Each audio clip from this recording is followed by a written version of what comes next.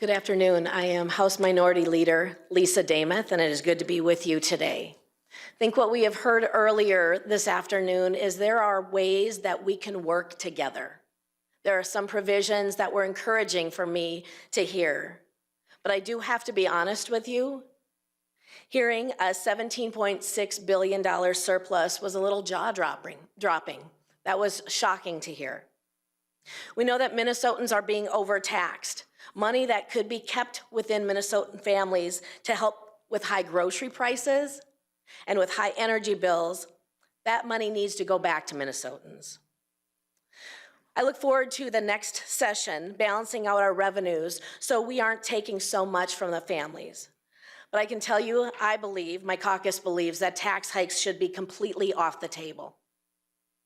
Republicans are going to push for meaningful tax cuts. We think there is an opportunity, as I've said, to work with the DFL on things like Social Security. Those are things that both parties campaigned on, and we look forward to that work being done. We want to explore tax reductions for middle-income families that we also had agreed on, that were agreed to last session. One other area of caution is that so much of the surplus is one-time spending. It's one-time money, so we need to look at possible one-time rebates to our tax filers. This is Minnesotans' money, and it is not a reason for the government to create new or governmental spending. Those are the comments that I have, and I'm happy to take a couple of questions. Madam Leader, what did you learn from the campaign trail that might inform the Republican House agenda this time? Thank you for the question. What we heard is that prices are high for Minnesotans. They are looking for tax cuts. They are also concerned about public safety. We need to be safe in our communities, and our kids need to achieve in their educations. You mentioned tax rebates. Does that suggest possible openness to the Walls checks idea if he's going to be bringing that back this session? I would possibly consider one-time rebates to our filers. It's a discussion that we would have as a caucus.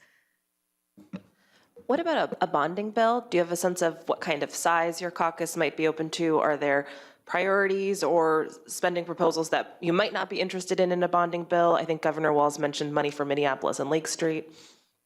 In the bonding bill, we've always supported that core infrastructure, our roads, our bridges, wastewater infrastructure. Those are things that we would consider. What about some of the issues mentioned earlier that could be working together? Housing, childcare, do you see some legislation there that would definitely get your caucus support? We know that we need affordable housing across the state in greater Minnesota and in the metro areas too. That issue of childcare or the lack thereof hits all parts of our state. Looking at attracting more people to stay in the area of childcare, making it affordable and accessible for our families also helps our workforce. And what about workforce attraction? I've been asking them all about the fact with our very low unemployment and the fact we need to attract people. How do you think we attract and retain people in our workforce in our state? I think we have amazing businesses, both large and small, in Minnesota. It's places that we want people to work. So making sure that they have childcare as needed, that our employees can find housing and transportation in wherever they are choosing to live and work will make that attractive.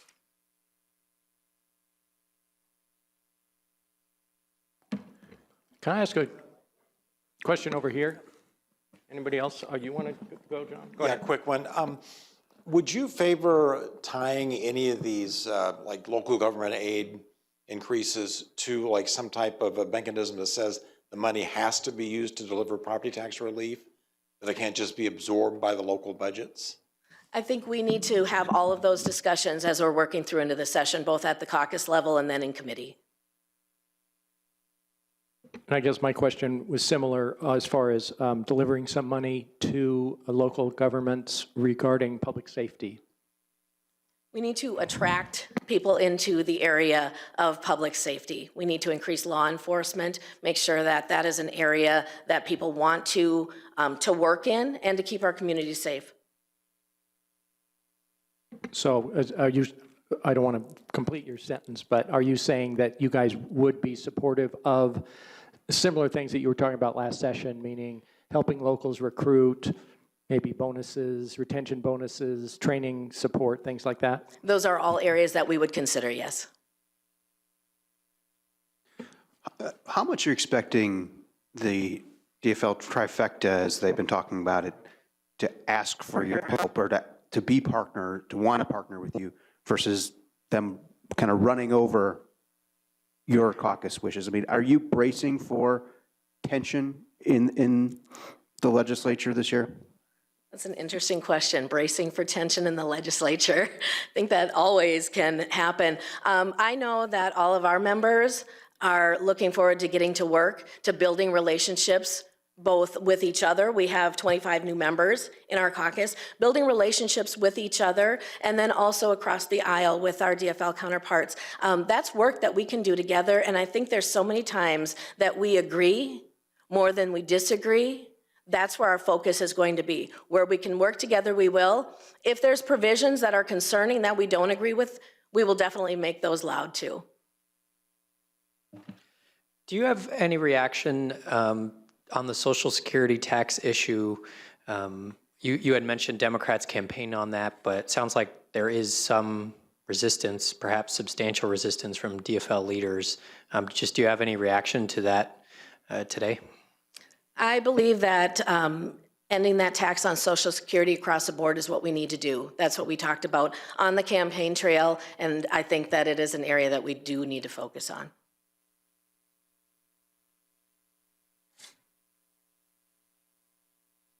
Thank you.